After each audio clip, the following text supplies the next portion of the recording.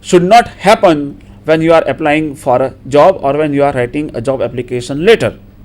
You should make it sure that you have the desired qualifications, the desired skills which are required for a particular job. You should also make it sure that you make a connection between the employer's needs and your skills. Now, it may not usually happen all the time that you have all the skills that a prospective employer is looking for, because suppose that you are an MBA in marketing, but an MBA in marketing will have some general skills, but the company who is hiring, or the companies, let us say in plural, the companies which are hiring MBAs for marketing purposes, they have different needs. An X company will have different needs from the Y company. So if you don't have the general skills, if you don't have the specific skills, but the general skills, then you should make it clear in your application letter. You should make it known to the prospective employer that as and when the need arises, you will be able to acquire the skills required when you are in the job. This can be attained, friends, through on-the-job training, through refresher courses, through induction courses or orientation courses, and there are means and ways of you can say inculcating needs, skills in employees. So if you don't have, or if your biodata doesn't meet the specific skills but the general skills, then you should not worry, but make sure that you mention that you will be able to achieve the skills which are required when you are on the job. In the closing paragraphs of your application letter, summarize your qualifications, state that you are able to attend the interview. If you have specific timings, then don't forget to talk about that you can be contacted only on weekdays or only on weekends. Also ask the reader to refer to the resume that you have attached, and don't forget to attach your resume in haste. Okay, you must have written a very good application letter, but in haste you may forget to attach your resume, so don't do that. See that your biodata is attached. Mention your interest in an interview, that you are interested to be called for an interview, and you will be able to talk more about your skills as and when you are called for. Now in the next slide we'll talk about more regarding the parts of your application letter. These are general parts of a letter. The first is the heading. The head address or the heading is your own address. You should write first your name and your residential address. The second part is date. Date is written in two ways, ordinal numbers and cardinal numbers, or more popularly known as the British way and the American way. If you write your date like 16th May as it is shown in the slide, then this is the British way of writing the date. Of course, after the name of the month, put a period and write the year 16th May 2012. If you prefer the American way as it is shown in the slide, then the name of the month will come first, May 16, put a comma and then write the year May 16, 2012. The third will be the reference number, but this is an optional part of a letter. This is not a compulsory part of a letter. If there are reference numbers in several advertisements, specifically government advertisements, they give the advertisement number. This will be your reference number, or you can also write advertisement number. The fourth part will be the address to which you are writing your letter. This will be the address of the company or the organization. This again should start either with the name if it is given, or with the name of the position, to the manager, to the principal, to the HR manager, so and so company, and the complete address of that particular company. The fifth part will be your caption line, which is also known as the subject line.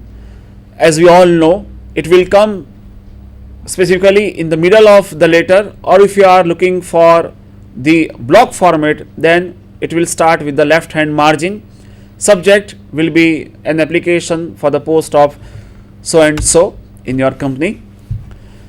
The sixth part, that is compulsory part of a letter, is the salutation. Friends, because job application is a formal way of writing, the salutation should also be very much formal. It should begin with dear sir / madam. Rather than writing the name dear Mr. so and so or dear doctor, you should resort to a formal way of greeting, that is dear sir / dear or madam. The body of the letter is the main heart, the main thing of your application letter, and we have already discussed what should be the form or what should be the content of your body of the letter. You can talk about your skills, knowledge, aptitude, experience, qualifications, and the reference that from where you have heard about the vacancy. All these things will come into the body of the letter. The next part is the complimentary clause. Now the complimentary clause should match with the salutation. In formal business letters like application letters, where we resort to formal salutations like dear sir or madam, the complimentary clause should also be very much formal. It can be yours truly, yours sincerely, and don't put apostrophe s after YOUR. It should be YOURS without any apostrophe s. After sincerely or truly, yours sincerely, after sincerely, never forget to use a comma. And the last part of your letter will be a signature. This will come directly below the complimentary clause, but don't forget to put your name, to write your name immediately below your signature, preferably in a small bracket. So after signature, write your name also. And the last optional part of the letter is the enclosure or enclosures. If there is only one enclosure, that is your resume, then don't go for the plural form, just write enclosure. If the advertisement also asks for your testimonials, for the certificates, then it is better to write the word in plural, that is enclosures. We are moving to the last part of this application writing. I will here talk about specifically two formats of writing. One is indented form and another one is the block format. In the indented layout, the second line and the succeeding lines of each paragraph, they are typed slightly away from the left hand side margin, as you can see in the slide. While in the block format, each line should be written from the left margin in block format, as you can see on the slide. There are no indentation here. Now the advantage with the blocked form is that this is the most time saving format of letter writing, because when you are adopting an indented layout, then you have to worry about leaving some spaces, while here you have to begin each sentence right from the left hand side margin. Now we will talk about the contents of a resume, and my colleague Professor Yogesh Bhai will talk about how to write resume.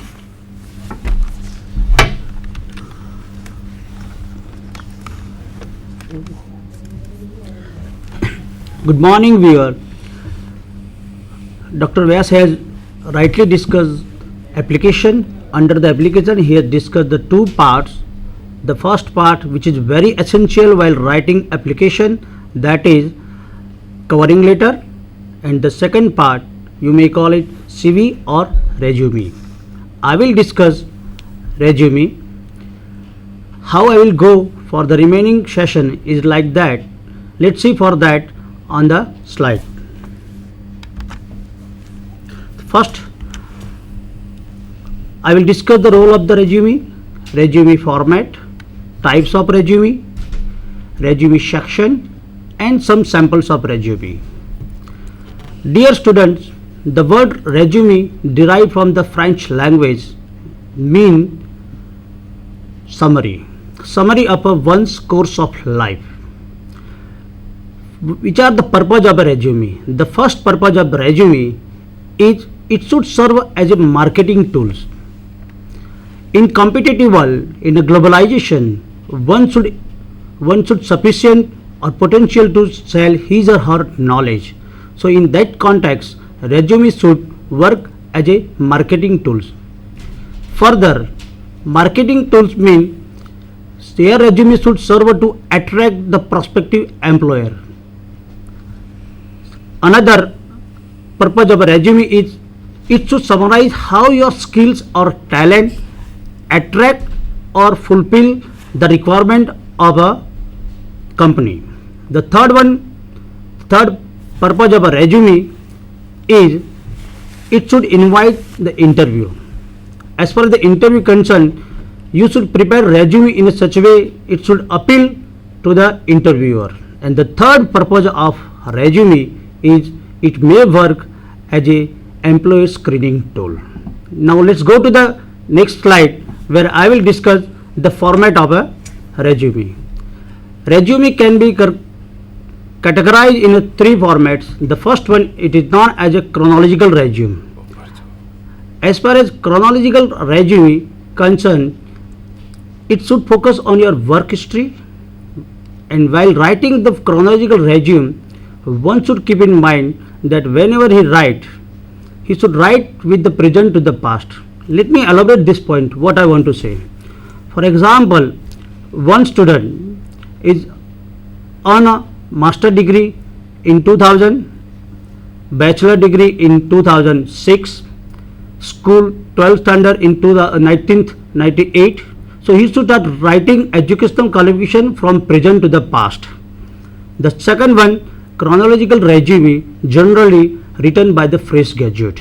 So whenever the fresh graduate write the resume, they should more focus on their extracurricular activity, their experience, the project they carried out. So this is the chronological resume. Now let's go to the second slide where you may find the functional resume. Functional resume is more focused on skill and experience, where one should explore the skills. Skill can be categorized in functional area like professional skills, managerial skills, communication skills, entrepreneur skills, like that one.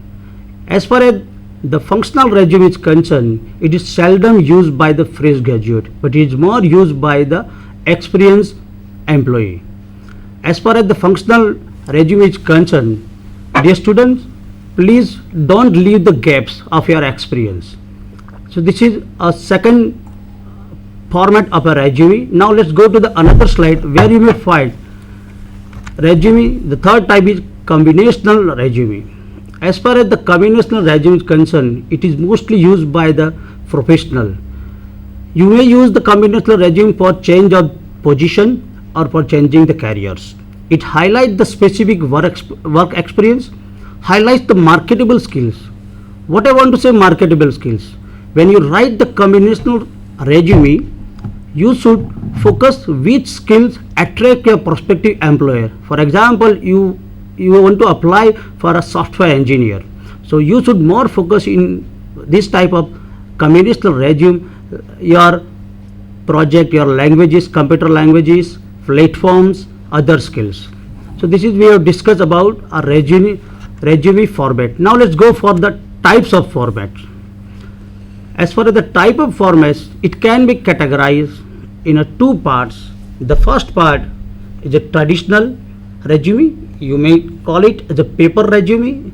As far as a paper resume means a printed resume, for that it is used for job to submit the in conference, seminar, like that. While preparing a paper resume, one should be very conscious, professional, and it should be pleasing to the eyes of the prospective employer. While preparing a paper resume, student, please use the various bullets, bolding, indentation, italics, etc. But don't be freaky to use oftenly. Use moderately. Third one, while preparing a paper resume, please write in a don't write in a I and first person. Let me give an example. If you want to write that Manish lead the team of 15 and acquire the goals, don't write like this one. Write lead the group of 15 people and acquire the goal. The second part of resume, types of resume, is scannable resume. You can call it electronic resumes. In a globalization where the technology enables world is there, where you have to sometimes some companies want that you have to submit electronic resume. Electronic resume mean, students, you have to mail your resume. While mailing the resume, please keep in mind two things. The first thing is that you have to mail it as a text or as a attachment. So this is what I have discussed about the types of resume. Now we discuss a section of resume. For that, just go to the slide. Section of resume can be comprised 6. First one is the contact information, career objective, summary of qualification, work experience, honors and activity, skills, affiliation. First, let me discuss about contact information. Contact information can be known as a header section. Under the header section, you have to keep in mind that the first line should be your name. While writing the name should be larger than the largest font used in body. So you should take care of this. Avoid using the decorative fonts while writing the name. It should be plain and pleasing. Don't use the color gray and dark color while writing your name in a resume.